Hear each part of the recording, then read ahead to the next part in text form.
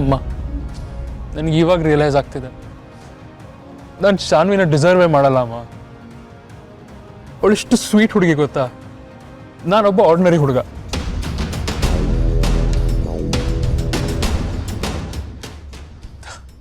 ಅವಳಿಗೆ ನನಗಿಂತ ಒಳ್ಳೆ ಪಾರ್ಟ್ನರ್ ಸಿಕ್ಕೇ ಸಿಗ್ತಾನೆ, ಆದರೆ ನನಗೆ ಅವಳಂತ ದೇವತೆ ಸಿಗಲ್ಲ ಅಮ್ಮ.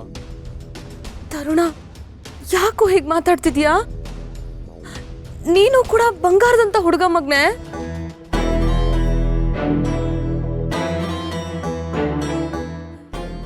No mom, I don't think so. ಅವಳು ತನ್ನ ಅಣ್ಣ ಮತ್ತೆ ಅಪ್ಪನಿಗೆ ನಮ್ಮ ಬಗ್ಗೆ ಮಾತಾಡಕ್ಕೆ ಹೆಸಿಟೇಟ್ ಮಾಡ್ತಿದ್ದಾಳಂದ್ರೆ ಅದು ಕಾರಣ ನಾನೇ ಅಮ್ಮ. ಅವಳು ನನ್ನನ್ನು ಇಷ್ಟಪಡುವಂಥ ಯಾವ ಕ್ವಾಲಿಟೀಸು ನನ್ನಲ್ಲಿ ಇಲ್ಲ ಅಮ್ಮ. ಯಾರಿಗೂ ಬೇಡ ನಾನು. ಹೀಗಿರ್ಬೇಕಾದ್ರೆ ಅವಳನ್ನ ಯಾಕಮ್ಮ ನನ್ನ ಜೊತೆ ಕೊಟ್ಟು ಮದುವೆ ಮಾಡ್ಕೋತಾರೆ? ಮಾಮ್, ಅವಳು ನನ್ನ ಮರೆತುಬಿಟ್ಟು ಮೂವ್ ಆನ್ ಆಗೋದೇ ಅವಳಿಗೆ ಒಳ್ಳೇದು. ಅದೇ ಅವಳ ಫ್ಯೂಚರ್ಗೆ ಒಳ್ಳೇದಮ್ಮ. ತರುಣ, ಹೀಗೆಲ್ಲ ಮಾತಾಡ್ಬೇಡ್ವೋ? ಶಾನ್ವಿ ತುಂಬಾ ಒಳ್ಳೆ ಹುಡುಗಿ. ಅವಳ ಕೈಲಿ ನಿನ್ನನ್ನ ಬಿಟ್ಟು ಬದುಕಕ್ಕೆ ಆಗಲ್ಲ. ಬೇಕಾದ್ರೆ ನೋಡ್ತಾ ಇರೋ. ಛೇ, ನಾನು ಇಷ್ಟು ಸೆಲ್ಫಿಶಾ? ನನ್ನ ಭಯದಿಂದ ತರುಣ್ಗೆ ಇಷ್ಟು ಹರ್ಟ್ ಆಗ್ತಿದೆ. ಇಲ್ಲ, ಅವನ್ನ ಇನ್ಮೇಲೆ ಹೀಗಿರೋಕೆ ನಾನು ಬಿಡಲ್ಲ. ಈಗಲೇ ಹೋಗಿ ಅಪ್ಪನಿಗೆ ಸತ್ಯ ಹೇಳ್ಬಿಡ್ತೀನಿ. ನನ್ನ ರಿಲೇಶನ್ಶಿಪ್ಗೆ ಜಸ್ಟಿಸ್ ಕೊಡ್ತೀನಿ.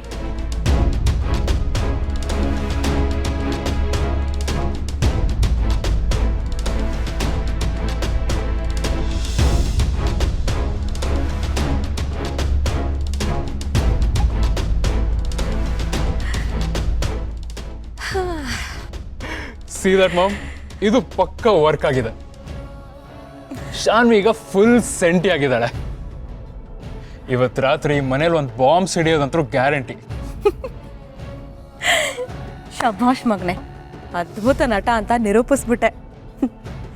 ಆ ಹುಚ್ಚು ಶಾನ್ವಿ ಶರತ್ತು ಮುಂದೆ ಹೋಗಿ ನಿಂತ್ಕೊಂಡು, ಅಣ್ಣ, ನಾನು ತರುಣ್ನ ಇಷ್ಟಪಡ್ತಾ ಇದ್ದೀನಿ ಅಂತ ಹೇಳ್ತಾಳೆ. ಆಗ ತಂಗಿನೂ ಮಗಳನ್ನು ತುಂಬಾ ಪ್ರೀತಿ ಮಾಡ್ತಿರೋ ನಮ್ಮ ಅಣ್ಣ ಮತ್ತೆ ಶರತ್ತು, ಇಲ್ಲ ಮಗಳೇ ಅಂತ ಹೇಳಕ್ ಸಾಧ್ಯನೇ ಇಲ್ಲ ಕಣೋ, ನಿನ್ ಜೊತೆ ಮದ್ವೆ ಮಾಡಿಸ್ತಾರೆ, ನೋಡ್ತಾ ಇರು. ಆಗ ನಾನು, ನೀನು, ನಿಮ್ಮಪ್ಪ ಈ ಅರಮನೆನ ಆಳ್ಲೇಬೇಕು. ಏನಂತೀಯಾ? Exactly mom, exactly. ಈಗ ಶರತ್ತು ನಮ್ಮಿಬ್ರ ಮಧ್ಯ ಹೇಗೆ ಬರ್ತಾನೆ ಅಂತ ನಾನು ನೋಡೇ ಬಿಡು. ಕೊಡು, ಹೈಫೈ ಕೊಡು.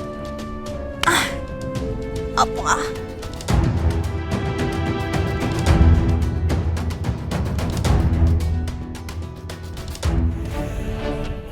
ಅಪ್ಪಮ್ಮ, ನಾನು ದುರ್ಗಾಗೆ ಹೆದರ್ಸ್ಬೇಕು ಅಂತ ರೂಮ್ ಕಡೆ ಓಡೋಡ್ ಬಂದೆ. ಆಗ ಕಾಲ್ ಜಾರಿ ಬಿದ್ಬಿಟ್ಟೆ. ಆಮೇಲೆ ಏನಾಯ್ತು ಅಂತ ಗೊತ್ತಿಲ್ಲ.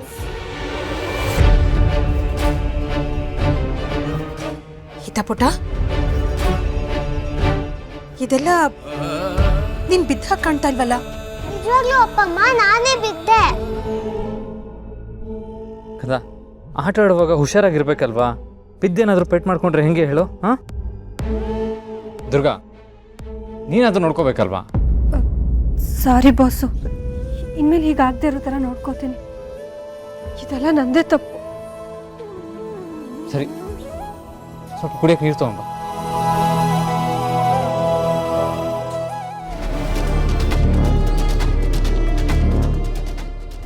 ಛೇ, ಈ ಅಕ್ಕ ತಂಗಿಯರ್ನ ಪರ್ಮನೆಂಟ್ ಆಗಿ ಬೇರೆ ಮಾಡಬೇಕು ಅಂತ ಅಂದ್ಕೊಂಡಿದ್ದೆ. ಆದ್ರೆ ಈ ಹಿತ ಸುಳ್ಳು ಹೇಳಿ ಎಲ್ಲ ಹಾಳು ಮಾಡ್ಬಿಟ್ಲು. ಈ ಅಕ್ಕ ತಂಗಿಯರ್ ಬಾಂಡಿಂಗ್ ಮುರಿಯೋದು ಅಷ್ಟು ಸುಲಭ ಅಲ್ಲ ಅನ್ನಿಸ್ತಿದೆ. ಇಷ್ಟೆಲ್ಲ ಆದ್ರೂ ಈ ದುರ್ಗಾ ಅಂಬಿಕನ್ ಬಗ್ಗೆ ಏನು ಮಾತಾಡ್ತಿಲ್ವಲ್ಲ? ಛೇ, ಬಿಡಲ್ಲ, ನಾನು ಸುಮ್ಮನೆ ಬಿಡೋದಿಲ್ಲ. ದುರ್ಗಾನೇ ಅಂಬಿಕನ್ ಮೇಲೆ ದ್ವೇಷ ಮಾಡೋ ಹಾಗೆ ಮಾಡ್ತೀನಿ. ಅಲ್ಲಿ ತನಕ ಈ ಮಾಳ್ವಿಕಾ ಆಟ ನಿಲ್ಸಲ್ಲ.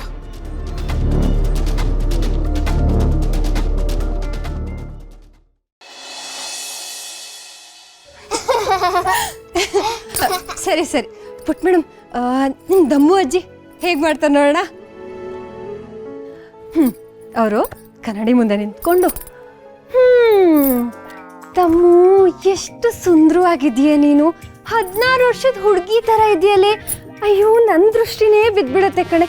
ಇನ್ನು ಮುಂದೆ ಯಾವ ಹೀರೋಯಿನು ಸಾಟಿನೇ ಇಲ್ವೇ? ಆಮೇಲೆ ಸುಮ್ಮನೆ ಹಿಂಗೊಂದೆರಡು ಹೆಜ್ಜೆ ಹಿಂಗಿರ್ತಾರೆ. ಅಯ್ಯೋ ನನ್ ಸೊಂಟ ಅಮ್ಮ, ಪ್ರಾಣಿ ಎಲ್ಲಿದ್ದೀರ ಪ್ರಾಣಿ, ಇಲ್ಲಿ ಬಂದು ಸಾಯ್ರಿ. ಅಯ್ಯೋ ಇವತ್ತಿನ ಯಾವ ಕೆಲಸನೂ ಮಾಡೋಕ್ಕಾಗಲ್ಲಪ್ಪ, ನಾನು ರೆಸ್ಟ್ ತಗೋಬೇಕು. ಓ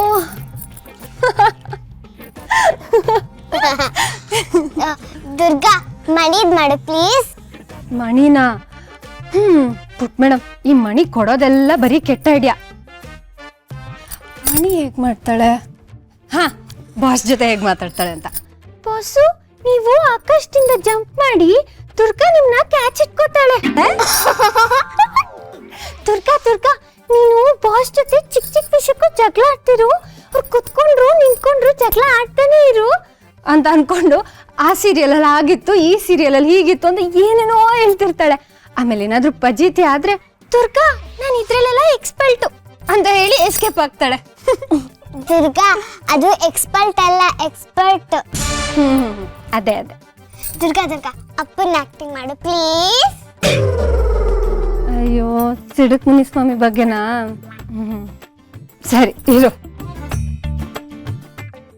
ಹಾ ಪುಟ್ ಮೇಡಮ್, ಬಾಸು ಕನ್ನಡಕನ ಹಿಂಗೊಂದು ಶರ್ಟಲ್ಲಿ ಹಿಂಗೆ ಒರ್ಸ್ಕೊಂಡ್ಬಿಟ್ಟು ಮೂಗಿನ ತುದೀಲಿ ಹಿಂಗೆ ಹಾಕೊಂಡು ಹಲೋ ಹಾಂ ಯೋ ನೋರಿಸ್ ಅಂತ ಹಿಂಗೆ ಓಡಾಡ್ತಿರ್ತಾರ. ಆಮೇಲೆ ನಾನು ಬರ್ತೀನಿ, ನಾನು ಬಂದ್ಬಿಟ್ಟು ಬಾಸು ಟೀ ತಗೊಳ್ಳಿ ಅಂತ ಅಂದರೆ ಅವರು ಫುಲ್ ಏನೋ ದಿಮಾಕಲ್ಲಿ ಟೀ ಹಿಂಗೆ ಎತ್ಕೊಂಡು ಸೊರ್ರ ಅಂತ ಸೌಂಡ್ ಮಾಡ್ಕೊಂಡು ದುರ್ಗಾ ಇದರಲ್ಲಿ ಶುಗರ್ ಜಾಸ್ತಿ ಇದೆ, ಟೀ ಸ್ವಲ್ಪ ಕಡಿಮೆ ಇದೆ ನೋಡು ಅಂತ ಹೇಳ್ಬಿಟ್ಟು ಕ್ಯಾತೆ ತೆಗಿತಾರೆ.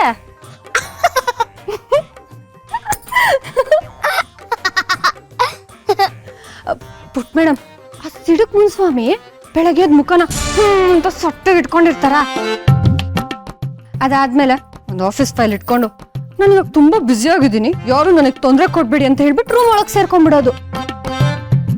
ರೂಮ್ ಒಳಗೆ ಏನ್ ಮಾಡ್ತಿದ್ದಾರೆ ಅಂತ ನೋಡಕ್ ಹೋದ್ರೆ ಮೊಬೈಲ್ ಇಟ್ಕೊಂಡು ಆಟ ಆಡ್ತಿರ್ತಾರೆ ಪುಟ್ ಮೇಡಮ್.